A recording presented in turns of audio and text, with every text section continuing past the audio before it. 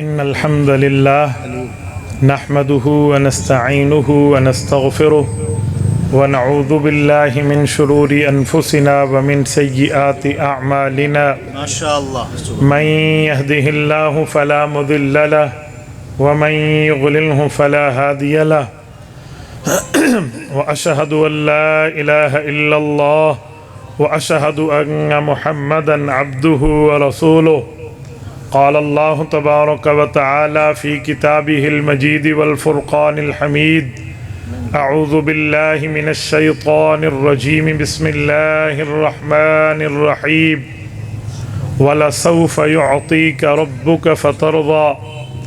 عن أبي هريرة رضي الله تعالى عنه قال: قال رسول الله صلى الله عليه وسلم: فضلت على الأنبياء بست: أوتيت جوامع الكلم ونصرت بالرعب وأحلت لي الغنائم وجعلت لي الأرض مسجدا وطهورا وأرسلت إلى الخلق كافة وختم بي النبيون.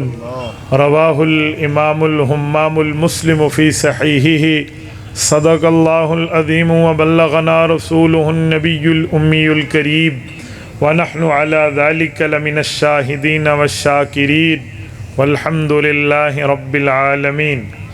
معزز دوستو، آج 9 اکتوبر 2022 بروز اتوار ہے، بمطابق 12 ربیع الاول سن 1444 ہجری، جو 13 ربیع الاول میں بدل چکی ہے.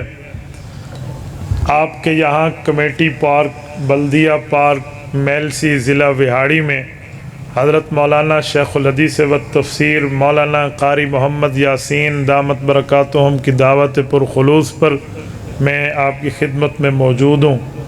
اتفاق حضرت قاری صاحب اس جگہ موجود ہیں جس نبی کا ذکر آپ اور ہم کرنے اور سننے لگے ہیں. اللہ تعالیٰ ان کے اس عمرے کے سفر کو قبول فرمائے. رب کریم تادم زیست ان کی سرپرستی ہمیں عطا فرمائے. اللہ ان کی اولاد میں، ان کے ادارے میں، ان کی عمر میں برکات عطا فرمائے.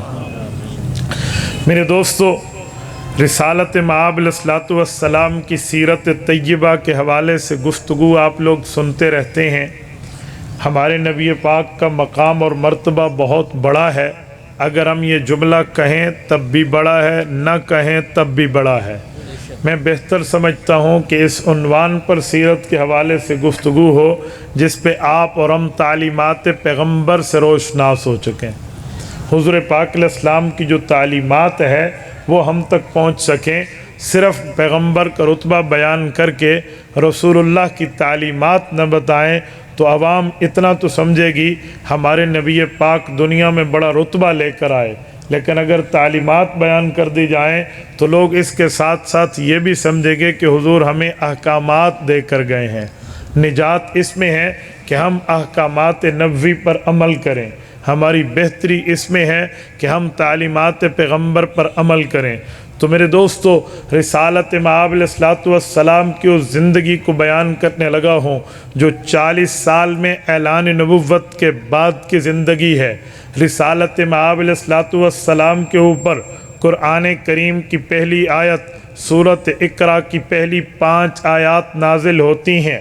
اقرأ بسم ربک الذی خلق، یہ آیت پہلی اتری، پوری 5 آیات اتری. حضور پاک علیہ السلام اس کے بعد غار حرا میں عبادت کے لیے بیٹھ گئے. سورۃ مدثر کی آیات اتری، سورۃ مزمل کی آیات اتری. رسالت مآب گھر تک اس دین کو لے کر بیٹھے ہیں. 3 سال کا زمانہ گزرا، پھر ایک اور آیت اتری، وَأَنذِرْ عَشِيرَتَكَ الْأَقْرَبِينَ. پیغمبر اپنی فیملی کو ڈرائیے، رسالت مآب اپنے خاندان کو بتائیے ہم نے آپ کو کیا ذمہ داری دی ہے، کیا ڈیوٹیز آپ کی ہیں اور کیا فرائض منصبی آپ نے امت کو دینے ہیں. تو حضور پاک علیہ السلام اس آیت کے شان نزول کے بعد اعلانیہ دعوت فاران کی چوٹی پہ کھڑے ہو کر اصرار فرما رہے ہیں. رسالت مآب چوٹی پر آئے اور لوگوں کو بلایا. جب مجمع پہنچ گیا انہوں نے سمجھا ایمرجنسی ہے، کوئی سچویشن ایسی ہے، حالت اضطراری ہے. یہ لوگ پہنچے، حضور پاک علیہ السلام نے یہاں گفتگو شروع کی ہے. پہلے پیغمبر نے اپنی بات نہیں رکھی، پہلے پیغمبر نے اپنی ذات رکھی ہے، جب اپنی ذات کو منوا لیا پھر اپنی بات رکھی ہے، کیونکہ عالم اور مولوی اور پیغمبر کی بات میں فرق ہے۔ مولوی کی ذات نہیں دیکھی جاتی، مولوی کی بات دیکھی جاتی ہے۔ جہاں مسئلہ نبوت کا ہے وہاں پہلے ذات دیکھی جاتی ہے، پھر پیغمبر کی بات دیکھی جاتی ہے، کیونکہ پیغمبر کی ذات ہر عیب سے بری ہے، نبی کی ذات ہر نقصان سے پاک ہے، اللہ اسے نبی بناتے ہیں۔ تو حضور پاک علیہ الصلوۃ والسلام نے سب سے پہلے اپنی ذات کو سامنے رکھا اور لوگوں سے پوچھا، اے لوگوں مجھے بتاؤ آپ لوگوں میں نے زندگی گزاری ہے، هل وجدتمونی صادقا ام کاذبا لقد لبثت فیکم عمرا، میں نے عمر کا بڑا حصہ تم میں گزارا، تم نے میرے لیل و نہار دیکھے، شب و روز دیکھے، دن رات دیکھے، زندگی کے اتار چڑھاؤ کو دیکھا، سردی گرمی کو دیکھا، بہار خزاں کو دیکھا، میرا بچپنا لڑکپنا جوانی دیکھی۔ مجھے بتاؤ میری اس 40 سال کی زندگی میں تم لوگوں نے مجھے کیسا پایا ہے؟ جیسا مجھے پایا مجھے بتا دیں۔ اب قوم یک زبانوں کے ایک جواب دیتی ہے، جربناک غیر مرہ ما وجدنا فیک الا صدقا، محبوبم ہم نے آپ کو ایک نہیں کئی بار آزمایا ہے، ہمیشہ آپ کو سچا پایا۔ جب ذات منوا لی گئی پھر حضور پاک نے اپنی بات پیش کی ہے، فرمایا لوگو اگر میں تمہیں کہوں یہ اس پہاڑ کے عقب میں، اس پہاڑ کے پیچھے، اس پہاڑ کی بیک سائڈ سے تمہارے اوپر ایک لشکر جرار حملہ آور ہونے کو ہے، وہ تمہیں اچک لے گا، ختم کر دے گا، تو بتاؤ تم میری بات پر اعتماد کرنے کی ترتیب بناتے ہو؟ انہوں نے کہا ہم دیکھیں گے۔ ہماری سر کی آنکھوں نے بھی اگر انکار کر دیا کہ مجمع کوئی نہیں ہے، لیکن آپ فرما رہے ہوں گے ہیں، تو ہم پھر بھی آپ کی بات کو تسلیم کریں گے۔ رسالت میں آپ نے تقریر شروع فرمائی، یہ پہلی حدیث دعوت کے معاملے میں ارشاد فرمائی اور ارشاد فرمانے لگے، قولوا لا الہ الا اللہ تفلحوا، اے لوگوں بتوں کی عبادت چھوڑ دو، ایک اللہ کو وحدہ لا شریک مانو، دنیا بھی بن جائے گی، آخرت بھی بن جائے گی۔ یہ پہلی تقریر ہے رسالت مآب کی، یہاں سے دین شروع ہوتا ہے۔ رسالت مآب پہ ظلم و تشدد آتے ہیں، رسول اللہ صلی اللہ علیہ وآلہ وسلم کے سامنے بربریت کے پہاڑ توڑ دیے جاتے ہیں، لمبے واقعات ہیں آپ سن چکے ہو، کیا سے کیا نہیں ہوا، میں ایک جھلکی دے کر عملی سیرت پہ آنے لگا ہوں۔ یہاں جب بات پوری ہوتی ہے، وحدہ لا شریک کی دعوت آتی ہے، تو سب سے پہلے زمین پر جس کا ہاتھ گیا ہے پتھر اٹھانے کے لیے وہ کوئی اور نہیں ہے، سگا چچا عبد العزیٰ بن عبد المطلب ابو لہب ہے۔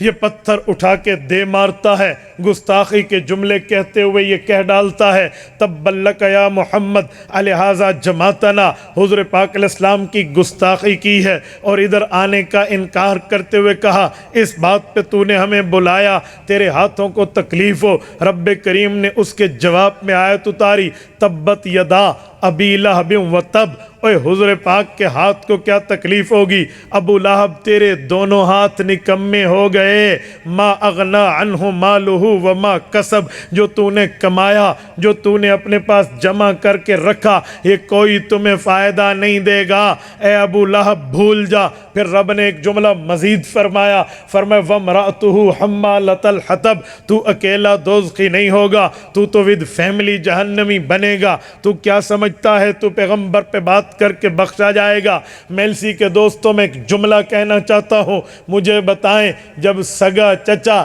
اپنے بھتیجے کو برسر چوک یوں پتھر مارنے لگے تو غیر کو کتنی جرت ہوگی، غیر کتنا آگے دلیر بنے گا، انہوں نے کیا سے کیا نہیں چاہا ہوگا، اسی لیے تو شہ ملی تھی ابو جہل کو، اسی لیے تو شہ ملی تھی عقبہ بن ابی معیط کو، اسی لیے تو شہ ملی تھی ولید بن مغیرہ کو، اسی لیے تو شہ ملی تھی ان مکہ کے کفار کو۔ کوئی رسول اللہ کے سر پہ اونٹ کی اوجر رکھتا ہے، کوئی رسالت مآب پہ حملہ آور ہوتا ہے، کوئی رسول اللہ صلی اللہ علیہ وسلم کو اذیت دیتا ہے، کوئی پیغمبر کے صحابہ کو اذیت دیتا دیتا ہے، حتیٰ کہ خواتین تک ان کے ہاتھ اٹھ جاتے ہیں۔ ابو جہل نے حضرت یاسر رضی اللہ عنہ کی اہلیہ حضرت عمار کی اماں سیدہ سمیہ رضی اللہ عنہ کو 2 اونٹ چلا کے مخالف سمت چلا کے 2 لخت کر دیا ہے۔ زنیرہ کی آنکھیں نکلی ہیں۔ خباب ابن عرط کو شولوں پہ لٹا دیا گیا ہے۔ بلال ابن رباح کی گلے میں ان لوگوں نے رسے ڈال کے کھینچنا شروع کر دیا ہے۔ یہ تمام معاملات سامنے ہیں، لیکن پیغمبر کے صحابہ رضی اللہ عنہم اس دین کی دعوت سے نہیں ہٹے۔ انہوں نے جو مرضی آئے ظلم و تشدد دہرانے کی باتیں کی ہیں، پھر گھر میں بیٹھے ہیں۔ کبھی سوچا ہے انہیں قتل کر دیں، کبھی سوچا ہے جلا وطن کر دیں، کبھی سوچا ہے انہیں قید کر دیں۔ قرآن کریم بتاتا ہے وَإِذْ يَمْكُرُ بِكَ الَّذِينَ كَفَرُوا لِيُثْبِتُوكَ أَوْ يَقْتُلُوكَ أَوْ يُخْرِجُوكَ۔ اس طرح کی ان کی سازشیں ہیں، لیکن سازش کامیاب نہیں ہے۔ رسالت مآب توحید کا علم لے کر بڑھتے ہی بڑھتے چلے جا رہے ہیں۔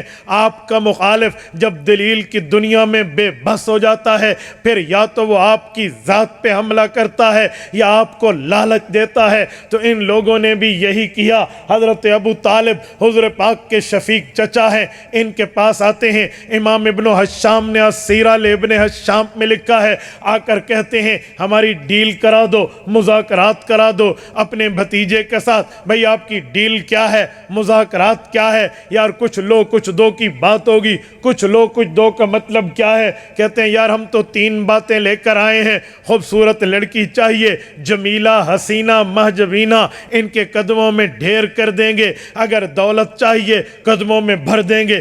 بادشاہی چاہیے تاج پوشی کرا دیں گے۔ بتا اپنے بھتیجے سے ہماری کوئی صلح کلا لے۔ حضور پاک کے پاس حضرت ابو طالب آئے ہیں، آ کر مکہ کے کافروں کی بات بتائی ہے۔ حضرت امام ابن حشام لکھتے ہیں رسول پاک نے اپنے چچا کی بات سن کے حضور پاک علیہ السلام نے چچا کو جواب دیا، یا امی لو وضع الشمس علی یمینی والقمر علی یساری الا ان اترک ھذا الامر ما ترکتہ۔ میرے پیارے چچا جان، یہ تو دنیا کی لڑکی کی لالچ ہے، دنیا کی دولت کا لالچ ہے، دنیا کی بادشاہی کا لالچ ہے۔ اگر یہ لوگ آگے بڑھیں اور آگے بڑھ کے کہیں زمینی خزانے تو ہیں ہی تیرے، ہم آسمان سے باتیں کرنے لگے ہیں، ہم آسمان کے سورج پہ جائیں گے، اس کی منت ترلا کریں گے، اس کی معافی مانگیں گے، اس کی منت کر کے اس کو نیچے اتاریں گے اور میرے دائیں ہاتھ پہ رکھ دیں گے، کہیں گے صبح شام کا ذمہ دار تو ہے۔ پھر یہ چاند کے پاس جائیں گے،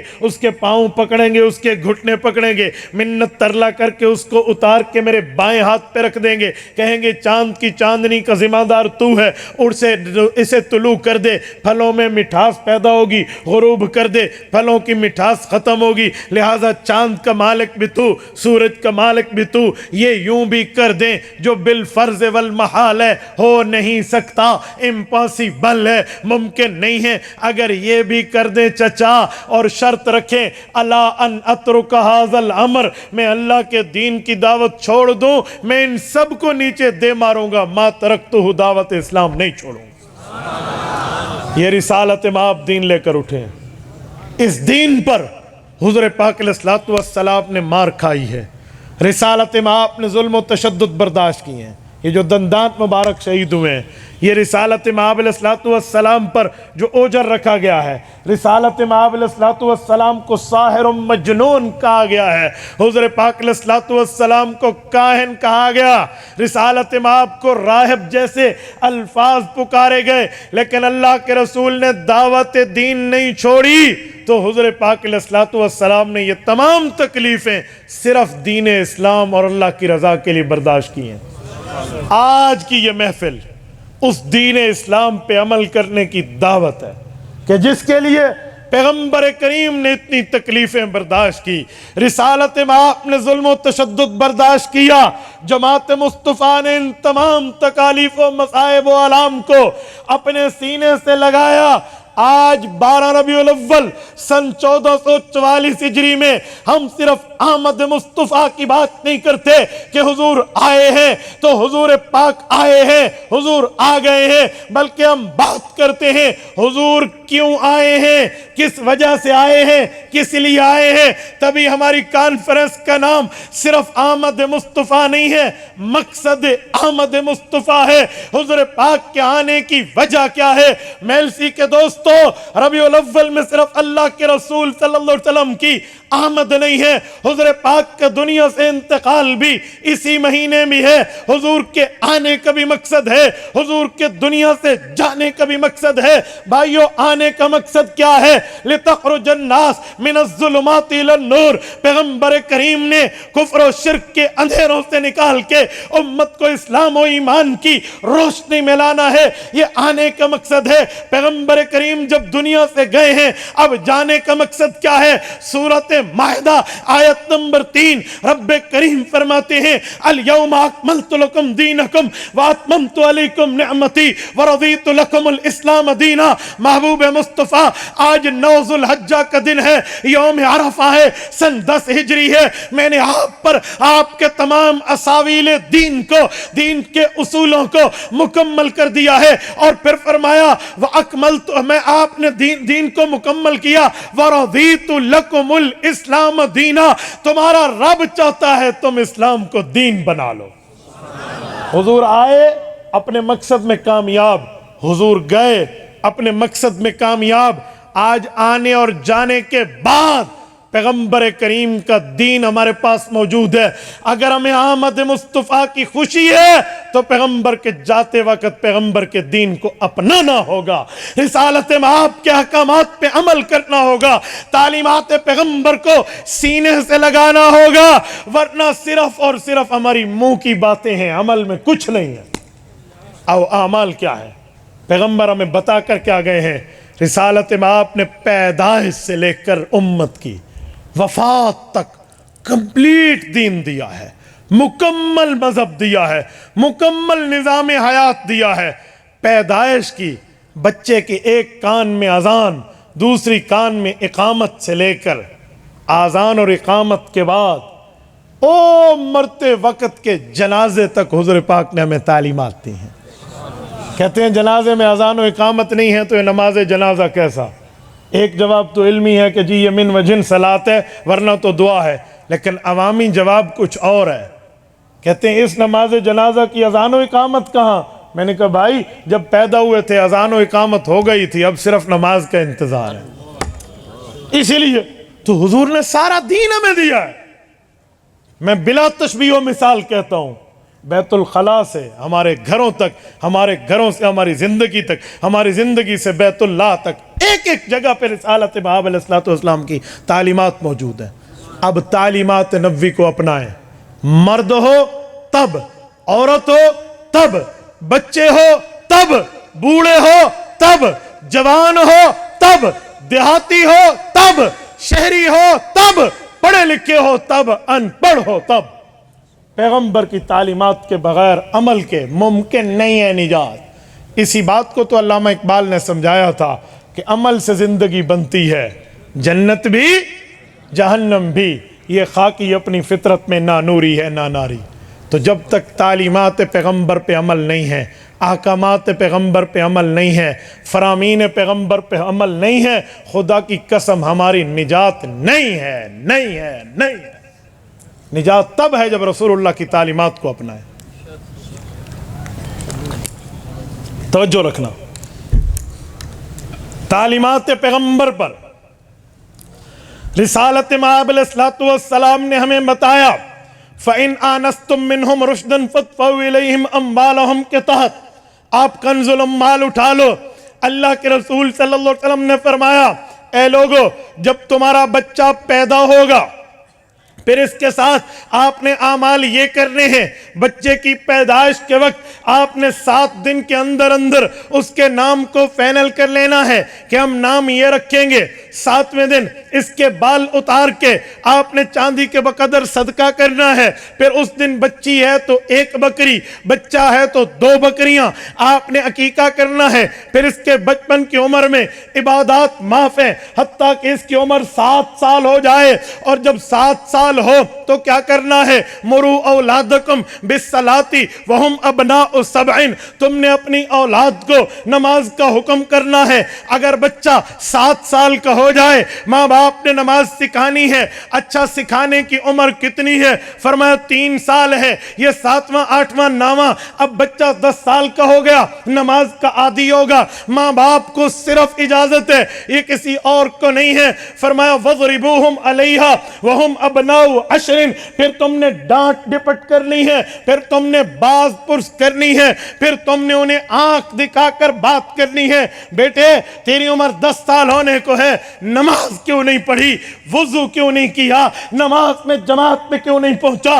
حضور پاک نے تعلیمات دی ہیں۔ پھر بچہ بڑا ہو گیا ہے، فرمایا اس عمر تک آتے ہوئے تمہاری بیٹی اور بیٹے ہیں، تم نے ان کے بستر جدا کر دینے ہیں، ان کے بستر اکٹھے نہیں کرنے۔ پھر اس کے بعد ان کی بلوغت کی عمر آئے گی، جب ان کی عمر بلوغت کو پہنچ جائے آپ نے انہیں نماز کے ساتھ ساتھ اب طہارت کے احکامات سکھانے ہیں۔ اب جب بلوغت کی عمر ہو گئی ہے، نماز بھی فرض ہو گئی ہے، روزہ بھی فرض ہو گیا ہے، اگر مالدار ہیں تو پھر اس پہ حج بھی فرض ہے، زکوٰۃ بھی فرض ہے، عشر بھی فرض ہے۔ یہ آپ نے تمام تعلیم دلوانی ہے، اسلام بتانا ہے، ایمان بتانا ہے، قرآن اور سنت کی تعلیم دلوانی ہے، تاکہ پتہ چلے یہ مسلمان کا بچہ ہے۔ یہ بچپن کی باتیں حضور پاک علیہ الصلوۃ والسلام کی ہیں۔ آج ہمارے ہاں کیا ہے؟ بچہ صبح کی نماز میں نہ اٹھاؤ، رات کو جلدی نہیں سویا تھا، بھئی نہیں سویا تھا تو آپ اس کو نماز کے بعد اشراق پڑھنے کے بعد سلا دیں، لیکن اللہ کا حق ضائع تو نہ کریں۔ یاد رکھیں جس عمر میں حضور نے نماز پڑھانے کا حکم فرمایا اور بچے کی ڈانٹ ڈپٹ کی بات کر دی، ماں باپ اس پہ سستی کریں گے تو ماں باپ سے باز پرس ہوگی، کیونکہ اب ڈیوٹیز تمہاری ہیں، اب فرائض منصبی تمہاری ہے، اب حکم تمہاری طرف متوجہ ہے۔ ہاں جب بالغ ہو جائے گا پھر اس بچے کے معاملات اس کے اپنے ساتھ ہو جائیں گے۔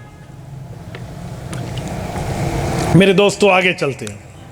جب بچہ بڑا ہو گیا پھر اب ایک تو ماں باپ کا حق تھا، اچھا نام رکھ دیا، اچھی تعلیم دلوا کے دین پر لے آئے، اب حق ہے ماں باپ کا کیا؟ اس کی اچھی جگہ شادی کرا دیں۔ یہ تیسرا اور آخری حق ہے ماں باپ کا کہ اب اس کی اچھی جگہ، جہاں ٹھیک جگہ ہو وہاں شادی کراؤ۔ اچھا شادی کہاں کرنی چاہیے؟ اس پر بھی تعلیمات نبویہ ہیں۔ آج کل ہمارے ہاں لوگ کہتے ہیں تعلیم ہو، اچھا جاب ہو، پیسے والی ہو، حسینہ جمیلہ ہو، خاندان والی ہو، اچھا ذو نسب و ذو حسب ہو، آؤ میں تمہیں تعلیمات نبوی میں شادی پر لانے لگا ہوں۔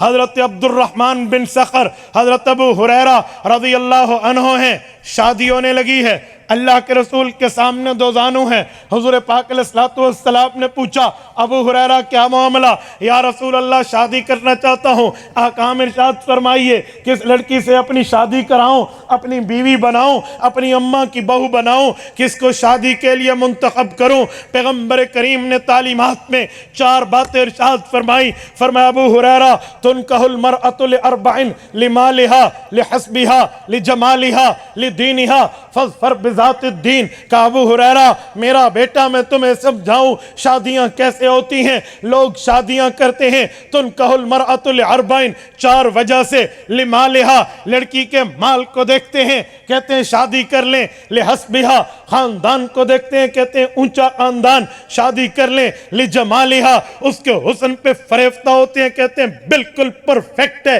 اس خوبصورت حسینہ جمیلہ سے شادی کر لوں۔ اور پھر اس کے بعد فرمایا لدینها दीनिहा, लड़की की दीनदारी देखते हैं, अखलाक देखते हैं, भलाई देखते हैं, इबादत देखते हैं, अल्लाह की रजा देखते हैं, इस्लाम पे अमल देखते हैं तो शादी की जाती है। ये बात करके रिसालत में आप कदरे खामोश हुए। हजरत अबू हुरैरा चेहरा नबी के शरबत दीदार को पी रहे हैं। इसी दौरान अर्ज करते हैं, या रसूल अल्लाह, अब मेरे लिए क्या रिकमेंड फरमाएंगे, मेरे लिए क्या तजवीज़ फरमाएंगे, मेरे लिए क्या ऑर्डर जारी फरमाएंगे, मैं किस खातून से शादी करूं, क्या माल देखूं, क्या हुस्न देखूं, क्या खानदान देखूं, या दीन देखूं। मेलसी के दोस्तों, रिसालत में आपने एक जुमले में बात फाइनल कर दी।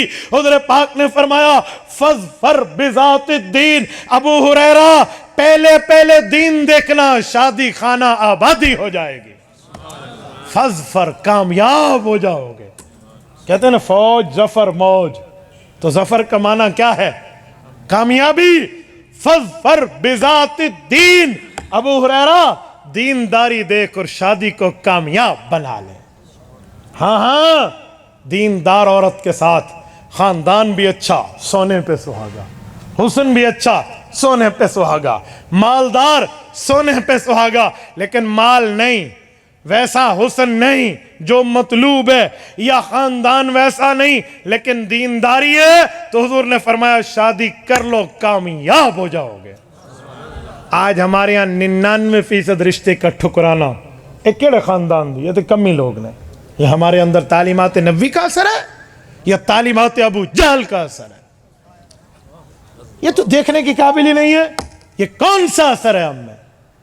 अच्छा, ये तो गरीब है, मुसीबत, भूखी, फला, कुछ है भी नहीं। ये क्या मामलात है? किस बुनियाद पर रिलेशनशिप को रिजेक्ट किया जा रहा है? किस रीजन पर रिश्तों को मुस्तरद किया जा रहा है? मेलसी के दोस्तों, आप हैरान होंगे। मेरे यहाँ एक केस आया, हजरत मुफ्ती साहब वो कहते हैं कि इन खवातीन के साथ हम रिश्ता करें, इन बच्चियों के साथ, इनमें है क्या? है तो सिर्फ नमाज रोजा। लो जी, ये लफ्ज है हजरत। उनके वालिद मेरे पास आए, उन्होंने कहा हजरत इस फैमिली ने इनकार किया, ये कुछ और कहकर करते तो शायद मैं परेशान हो जाता कि हम में कमी है, लेकिन जो एतराज़ इन्होंने किया है ना, तो मेरी बच्चियों की वजह से मेरा सीना सजदा शुक्र में चेहरा बुलंद हो गया कि शुक्र है नमाजी तो हैं, शुक्र है दीनदार तो हैं। उन्होंने कहा कोई और नवाब निकालते तो मैं भी सोचता मेरी बच्चियों में क्या प्रॉब्लम है, लेकिन यहाँ इनमें है ही तो नमाज रोज़ा, और क्या चाहिए? ना ना मेरी अम्मा जान, तूने जाकर इससे तिजारत करवानी है, तुझे बिजनेस वूमेन चाहिए कोई ना, तूने जाकर कुश्ती करवानी है, तुझे कबड्डी मैन चाहिए। पता नहीं हम लोग किस बुनियाद पे रिश्तों की तरजीह में बैठे हैं। खाली 12 रबीउल अव्वल को खुशी की बात करने वालों, तो मैं समझाने लगा हूं, ये खुशी रसूलुल्लाह को दो, हुजूर की तालीमात अपनाओ। जैसे हम जुमला कहते हैं ना कि ऐ मुसलमान, जब तू किसी मिर्जाई से मिलता है तो रोज़े अक़दस में दिल मुस्तफ़ा दुखता है। क्या पता चला कि बुरे आमाल से पैगम्बर अलैहिस्सलातु वस्सलाम पे जब पेश होंगे अर्ज़ अमाल, तो उनके दिल अक़दस को तकलीफ़ होगी, तो अच्छे अमाल पेश होंगे तो हुजूर सजदा शुक्र बजा लाएंगे। और ये मेरी बात नहीं है, सूरत नहल आयत नंबर 91, वजिना बिका शहीदन अहला हाउला। सूरत नहल आयत नंबर 89, रब्बे करीम फरमाते हैं वजिना बिका शहीदन अला हाउला। कल क़यामत का दिन होगा, पैगम्बर करीम अपनी उम्मत पर गवाही देंगे। जिस वक्त तक हुजूर मौजूद थे, रिसालत में आपके जो मामलात सामने थे, हुजूर गवाही देंगे। जब रसूलुल्लाह दुनिया से पर्दा फरमा गए, अब गवाही कैसी? अब गवाही कैसी? तो उसकी मैं हदीस पाक में शरह देते हैं। मुहद्दिस शब्बीर अहमद उस्मानी रहमहुल्लाह की तफसीर उस्मानी उठाएं, इसी आयत का हाशिया नंबर 7 उठाएं। वो कहते हैं रिसालत में आपका फरमान बहकी में इमाम अबुल हुसैन बैहकी रहमहुल्लाह ने हजरत अबू हुरैरा के वास्ते से नकल किया है, जिससे यह हदीस समझ आती है। हुजूर पाक अलैहिस्सलातु वस्सलाम ने फरमाया तो अरज़ु अमालकुम अलैया, तुम्हारे अमाल मेरे ऊपर पेश होते हैं। फमा रअयतु मिन खैरिन हमिदुल्लाह अलैहि व मा रअयतु मिन शर्रिन इस्तगफरतुल्लाह اللہ لکم، اے لوگو رب امت کے اعمال امت کے نبی پر پیش کرتا ہے، اور نبی پاک نے فرمایا میں تمہارے نیک اعمال کو دیکھ کر شکر ادا کرتا ہوں، اللہ کی حمد و ثنا توصیف کرتا ہوں، اور تمہارے نالائکیوں پر مطلع ہو کر تمہارے لیے استغفار کرتا ہوں۔ تو ہماری اچھائیاں بھی حضور کے سامنے پیش ہوں گی نا، تو ٹھنڈ ڈالو نا اپنے نبی کے سینے میں، تعلیمات اپناؤ۔ سنو میرے دوستو، یہ بنیادی بات ہوتی ہے مجمع میں گفتگو کرنے والی۔ میں حسن پیغمبر سناؤں، بالکل باعث برکت، باعث ثواب، باعث عز، باعث شرف ہے، لیکن حسن پیغمبر جیسا ہم تو حسن نہیں لا سکتے۔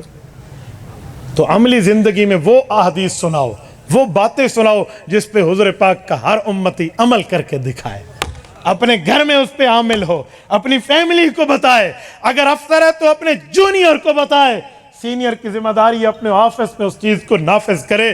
یہ ہے تعلیمات پیغمبر۔ اور میرے دوستو، رسالت مآب علیہ السلام نے اس سے بھی آگے بات ارشاد فرمائی ہے۔ رسالت مآب علیہ السلام نے فرمایا، بیٹا تو نے اپنے ماں باپ کے ساتھ، بیٹی تو نے اپنے ماں باپ کے ساتھ کیسا گزارا کرنا ہے؟ آؤ میں بخاری شریف پیش کرنے لگا ہوں، مسلم شریف پیش کرنے لگا ہوں، مسند احمد پیش کرنے لگا ہوں، مشکات پیش کرنے لگا ہوں۔ ان چاروں کتب میں وہاں حدیث موجود ہے جسے حدیث جبرائیل کہتے ہیں، 1.5 رکوع کی حدیث ہے۔ میں اس حدیث کا خلاصہ دے کر آخری حقوق پر آنے لگا ہوں۔ اسے حدیث جبرائیل کہتے ہیں، حدیث ام السنہ کہتے ہیں۔ حضرت عمر فرماتے ہیں حضور پاک علیہ السلام کے پاس بیٹھے تھے، اطلع علینا رجل، ایک شخص آیا شدید بیاض الثیاب، اس بندے کے کپڑے بڑے صاف تھے، ولا یرا علیہ اثر السفر، مسافر بھی نہیں لگتا تھا، ولا یعرفہ منا احد، اس بندے کو ہم جانتے بھی نہیں تھے، سواد و شدید سواد الشعر، اس کے بال بڑے خوبصورت تھے، حتی جلس الی النبی صلی اللہ علیہ وسلم، یہ آیا حضور پاک کے پاس بیٹھ گیا، فاسند رکبتیہ الی رکبتیہ، اپنی گھٹنوں کو حضور پاک کے گھٹنوں مبارک کی طرف لگایا، ووضع کفیہ علی فخذیہ صلی اللہ علیہ وسلم، اپنے ہاتھ کے ہتھیلیوں کو حضور پاک علیہ السلام کی گود میں رکھ کر سوالیہ نظروں سے جھکا اور پوچھنے لگا حضور پاک علیہ السلام سے، یا محمد اخبرنی عن الاسلام، اے محمد کریم علیہ التحیت والتسلیم فرمائیے اسلام کیا ہے؟ حضور پاک علیہ السلام نے اسلام کی بات بتائی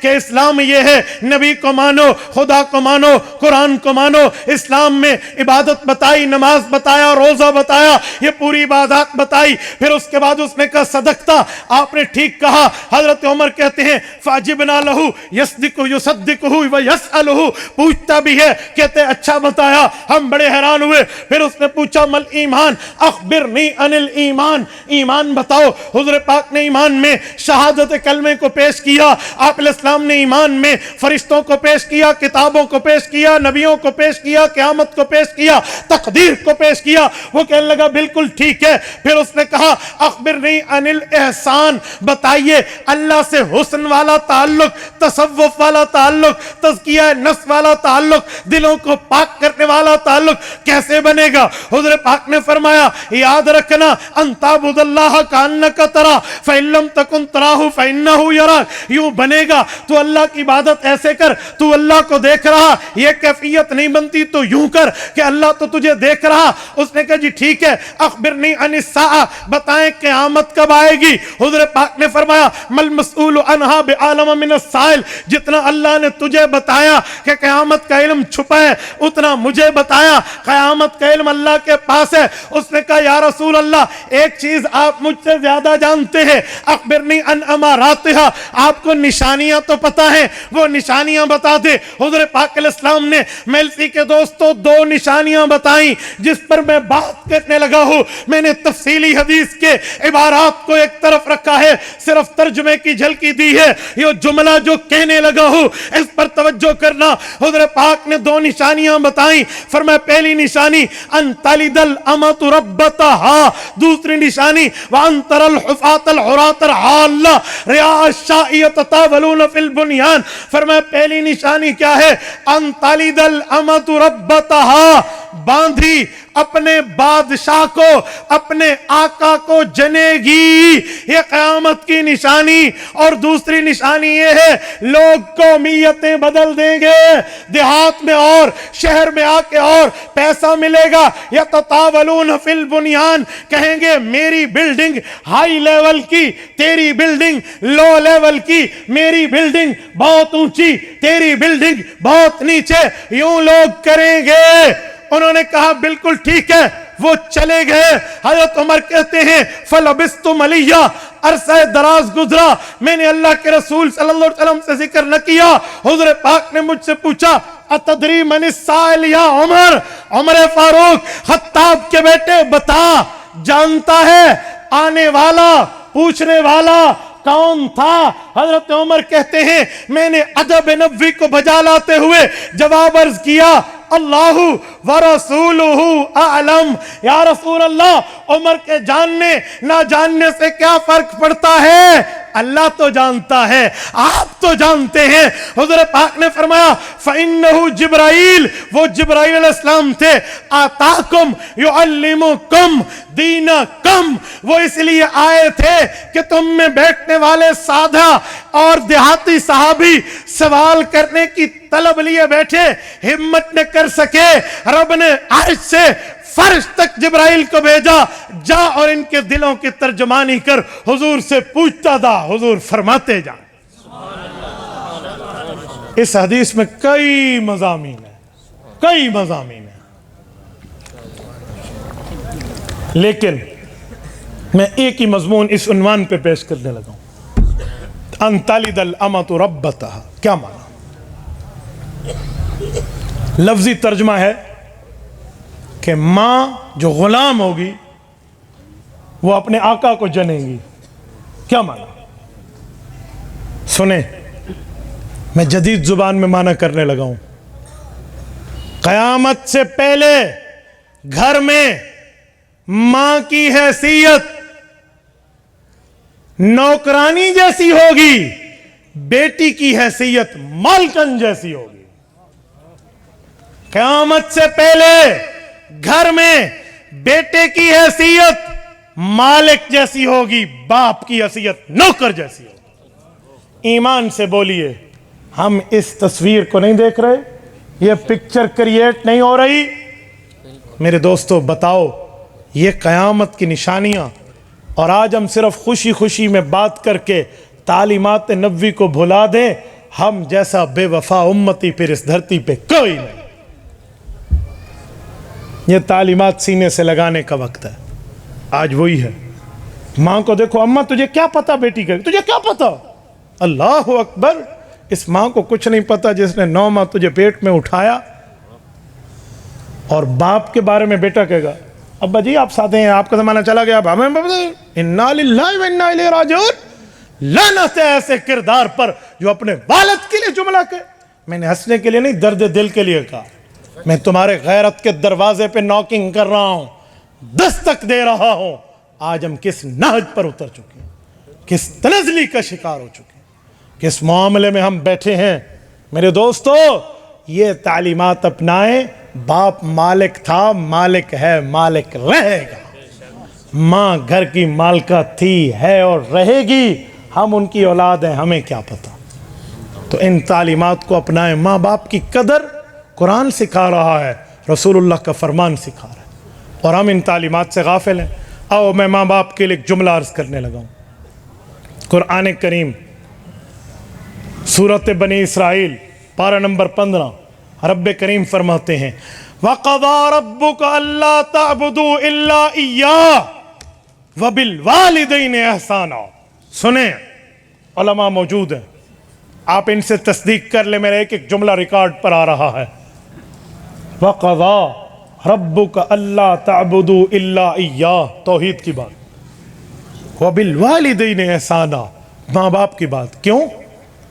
ترتیب کلام خداوندی تو یہ ہے، جہاں توحید وہاں رسالت، جہاں خدا وہاں مصطفیٰ۔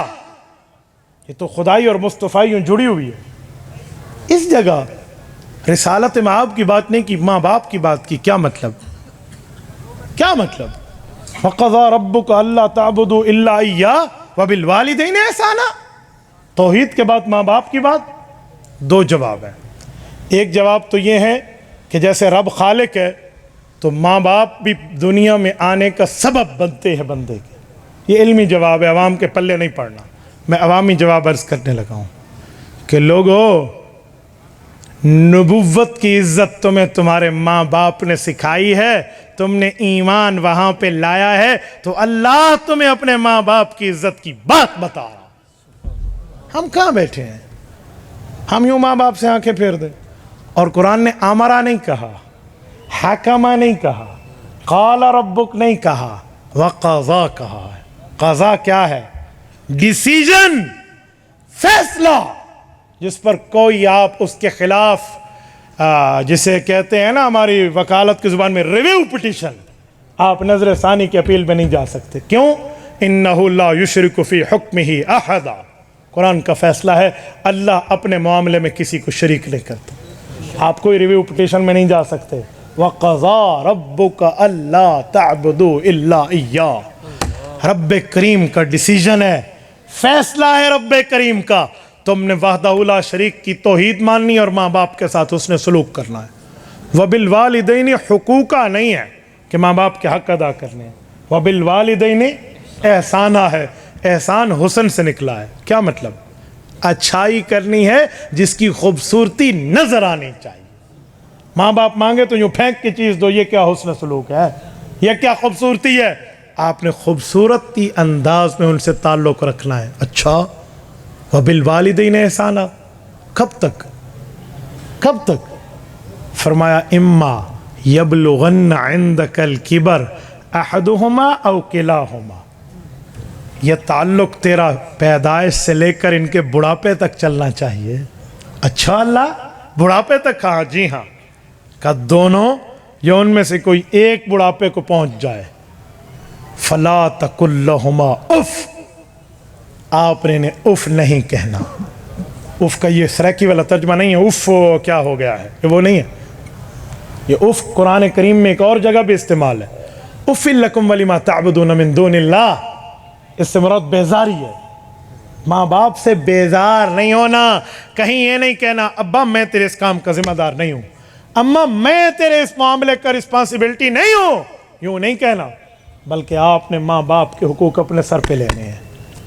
فلا تقل لہما اف، اف بھی نہیں کہنا، بیزاری بھی نہیں کرنی۔ جی ہاں، اچھا اگلا جملہ، ٹھیک ہے دنیا کے سامنے تو آپ نے باپ کو اپنے لیے ذمہ داری میں خود کو تسلیم کرا لیا، لیکن گھر آئے ابا تیری وجہ سے ایسا ہوا، اماں تو نے ایسا کیا، کہ یہ جملہ کہہ سکتے ہیں؟ فرمایا جی نہیں، ولا تنہرہما، جھڑک کر بھی بات نہیں کرنی، آپ نے ان کے ساتھ کھردری زبان میں بھی بات نہیں کرنی، ولا تنہرہما۔ اچھا پھر کہنا کیا ہے؟ فرمایا وَقُلْ لَهُمَا قَوْلًا كَرِيمًا، ان سے میٹھی نرم پیاری بات کرنی ہے۔ قولاً کریما، کریم کرم سے ہے، کرم کسے کہتے ہیں؟ کرم کہتے ہیں کنسیشن، مہربانی۔ کیا مطلب؟ میں مثال دے رہا ہوں، مولانا کسی سے چیز لینے گئے ہیں، دکاندار نے کہا حضرت یہ اتنے کی ہے، یہ حیران ہوئے بھائی اتنے کی تو نہیں ہے، یہ تو مہنگی ہے، آپ مجھے بہت سستی دے رہے ہیں۔ انہوں نے کہا حضرت حق بنے یا نہ بنے چھوڑیں، آپ ہمارے امام مسجد ہیں، آپ کے ساتھ تو نرمی بنتی ہے نا، حق بنے نہ بنے میں آپ کو مزید رعایت دے رہا ہوں، یعنی حق نہ بنے پھر بھی کرو، اسے رعایت کہتے ہیں، اوکے، اسے کرم کہتے ہیں، اسے مہربانی کہتے ہیں۔ وَقُلْ لَهُمَا قَوْلًا كَرِيمًا، یہ نہ دیکھنا میں نے ماں باپ سے بات کر رہی ہے، اس بات کرنے میں کسی جگہ ماں باپ کے حقوق سے کم کا جی نہیں، ماں باپ کا حق نہ بھی بنتا ہو تب بھی دل جوئی کے لیے نرم بات کرنا۔ وَقُلْ لَهُمَا قَوْلًا كَرِيمًا وَاحْفِظْ لَهُمَا جَنَاحَ الذُّلِّ مِنَ الرَّحْمَةِ، وَاحْفِظْ لَهُمَا جَنَاحَ الذُّلِّ مِنَ الرَّحْمَةِ، کیا مطلب؟ یہاں جو اپنے پروں کو بچھانے کی بات آئی ہے، کیا مطلب؟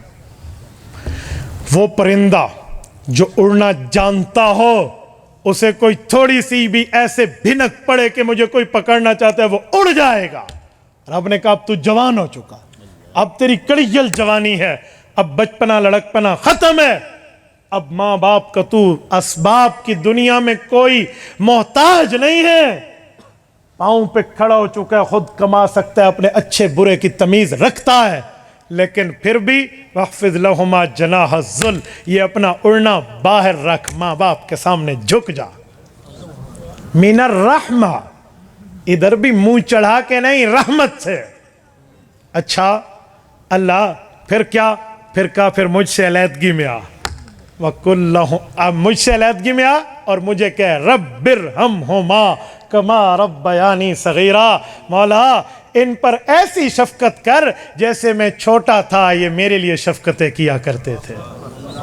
یہ تعلیمات پیغمبر ہیں، یہ آپ کے اور میرے لیے ضروری تھے، ہم کہاں پہنچ گئے؟ میرے دوستو آگے چلیے، ان تعلیمات میں ایک چیز نماز ہے جو اللہ کا حق ہے، جسے آپ نماز، اور نماز کیا؟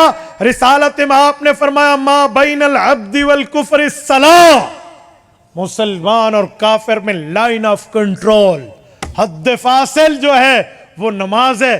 ہم نماز میں کہاں پہنچے ہوئے ہیں؟ کیا آپ نے حدیث پاک نہیں سنی؟ رسول اللہ صلی اللہ علیہ وسلم نے کیا فرمایا کہ جو بندہ نماز پڑھے گا رب کریم اس کی موت عزت والی عطا فرمائیں گے۔ وَمَن تَهَاوَنَ عَنِ الصَّلَاةِ، جو آدمی نماز سے سستی برتے گا یہ مرتے وقت ایسا یموت عطشانا لو شرب سبعۃ ابحر، فرمایا اگر یہ بندہ مرا تو ایسا مرے گا پیاسا کہ 7 سمندر پی جائے تو پیاس نہیں بجھے گی۔ ہم نماز کے معاملے میں سستی برت رہے، اور آج نماز کے معاملے میں کیا ہے؟ ہمارے بعض عارفین بزرگ نے لکھا ہے، وہ صاحب کشف بزرگ فرماتے ہیں کہ اللہ نے ان پر تسبیح کھول دی۔ جانور کیا تسبیح کرتے ہیں؟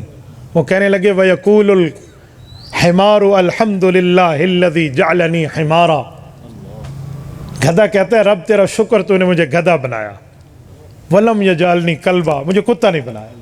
وَيَقُولُ الْكَلْبُ، اور کتا تسبیح کرتا ہے الحمدللہ الذی جعلنی کلبا ولم یجعلنی خنزیرا، رب شکر تو نے مجھے گدھا بنایا، سور نہیں بنایا، خنزیر نہیں بنایا، کتا بنایا، کتا کہہ رہے ہاں۔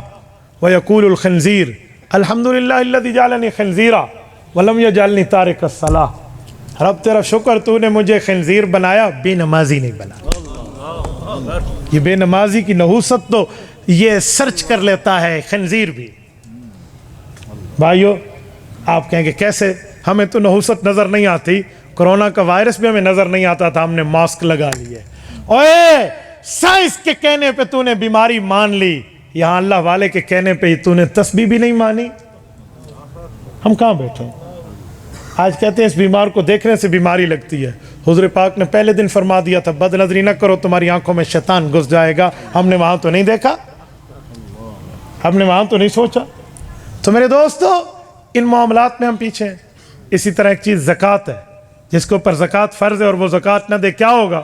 سورت نمبر 9 سورت توبہ کیا کہتی ہے؟ لیکن پہلے میں زکوٰۃ کو عرض کروں کہ زکوٰۃ کیا ہے۔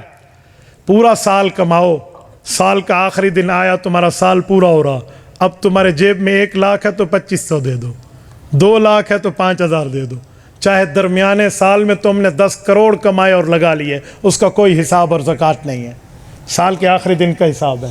کتنی آسان زکوٰۃ ہے۔ اگر آپ کا سال پورا ہو رہا ہے، درمیان میں آپ نے کروڑوں کا بزنس کیا، اب آپ کے پاس ملکیت میں آپ مالک 1 روپے کے بھی نہیں ہیں، یا ہیں تو اتنے پیسوں کے جس پہ زکوٰۃ نہیں آتی، چاہے کروڑوں کا کاروبار کیا آپ پہ زکوٰۃ نہیں ہے سال کے آخر میں۔ زکوٰۃ تو بہت ایزی ہے لیکن لوگ نہیں دیتے۔ تو رب کریم فرماتے ہیں یوم یحمى علیہا فی نار جہنم، حما بخار کو کہتے ہیں، فرمایا قیامت میں ان کو گرمی چڑھے گی، آخرت میں جہنم میں تو بخار ہو جائے گا۔ پھر کیا ہوگا؟ فرشتے کاویہ لائیں گے۔ کاویہ جانتے ہیں؟ یہ تار کو ٹانکا لگانا ہوتا ہے تو کاویہ گرم کرتے ہیں، پھر جس کی تار لاتے ہیں، پگھال کر ٹانکا لگتا ہے۔ فرمایا فتقوا بہا، انہیں داغا جائے گا۔ تقوا اصل میں کاویہ سے ہے، یہ کاویہ عربی زبان کا لفظ ہے۔ فتقوا بہا جباؤہم وظہورہم، ان لوگوں کو داغا جائے گا، کاویہ سے جلایا جائے گا، جباؤہم ان کے ماتھوں کو، ان کی کمر کو، ان کے پہلوؤں کو، اور کہا جائے گا ھذا ما کنزتم لانفسکم، یہ جو تم نے اللہ کا حق کھایا تھا یہ اس کی سزا ہے۔ ہم کہاں تعلیمات نبوی میں بیٹھے ہیں؟ ہمیں تو کوئی ٹکے کی فکر ہی نہیں ہے۔ اور سنیں حضور پاک علیہ الصلوۃ والسلام نے فرمایا، قرآن کریم نے فرمایا رسالت مآب کے لیے، خذ من اموالہم صدقہ تطہرہم، محبوب ہم زکوٰۃ یہ دیں گے، ان کے مال کو پاک ان کا رب کرے گا۔ میرے دوستوں، میں نے بات چلائی تھی 12 ربیع الاول رسالت مآب علیہ السلام کے مقصد آمد مصطفیٰ پہ۔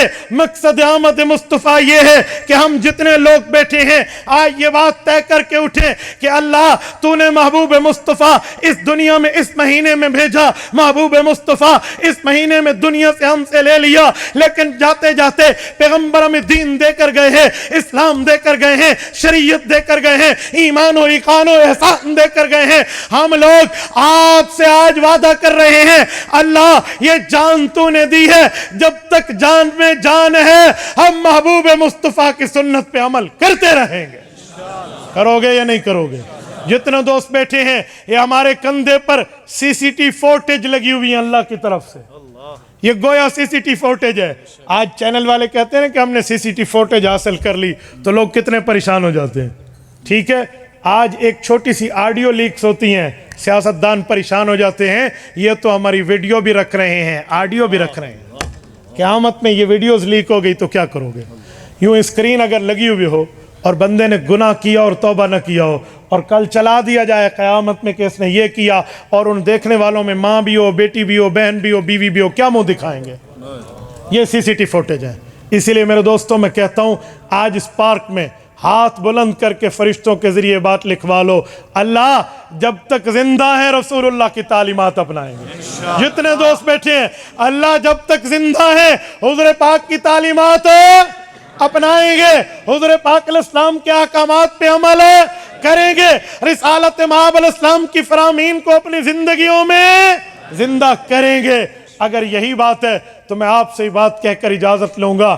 میرے دوستو، آج ہمارے فرشتوں نے یہ جملہ لکھ لیا اور 12 ربیع الاول کا پیغام حضور پاک کی تعلیمات پر عمل کا آ گیا تو ہماری زندگی بھی بہتر ہے، ہماری آخرت بھی بہتر ہے۔ اقول قولی ھذا واستغفر اللہ وآخر دعوانا ان الحمد للہ رب العالمین۔